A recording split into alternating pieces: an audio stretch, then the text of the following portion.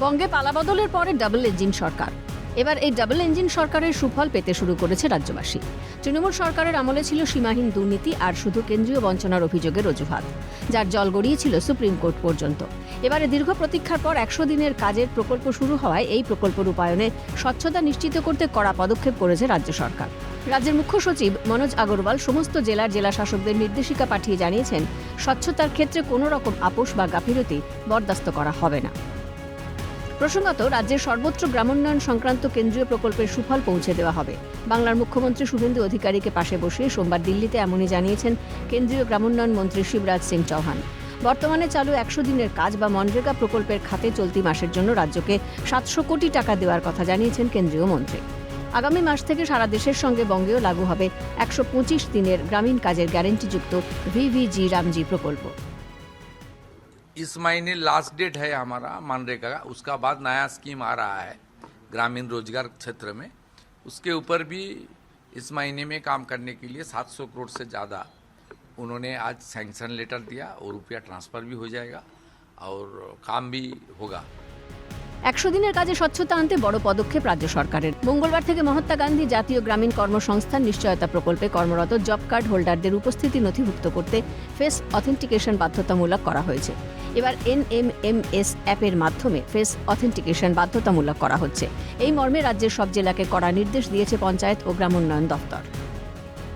উপস্থিতি নেওয়ার জন্য ব্যবহৃত মোবাইল ফোন বা ডিভাইস আগে থেকেই NREGA সফটওয়্যার D20 মডিউলে তা আপলোড থাকতে হবে। 100 দিনের কাজের কমিউনিটি প্রকল্পগুলিতে উপস্থিতি নেওয়ার দায়িত্বে থাকবেন মেট সুপারভাইজার।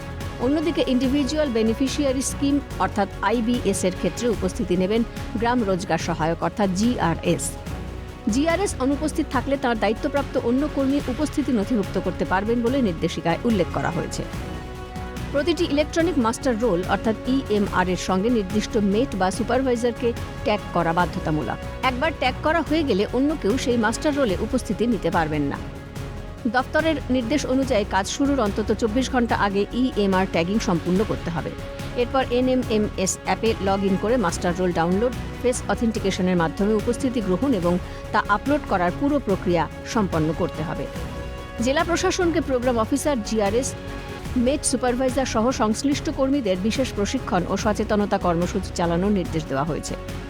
নির্দেশিকায় স্পষ্ট উল্লেখ, ডিভাইস রেজিস্ট্রেশন, ট্যাগিং বা উপস্থিতির রেকর্ডে কোনো গাফিলতির কারণে শ্রমিকদের উপস্থিতি নথিভুক্ত না হলে তা গুরুতর প্রশাসনিক ত্রুটি হিসেবে গণ্য করা হবে এবং কঠোরভাবে দেখা হবে। হাতে কোদাল, পাশে জব কার্ডধারী শ্রমিকরা। এই প্রকল্পে দুর্নীতি হয়েছিল। এবারে 100 দিনের বদলে 125 দিন কাজ হবে।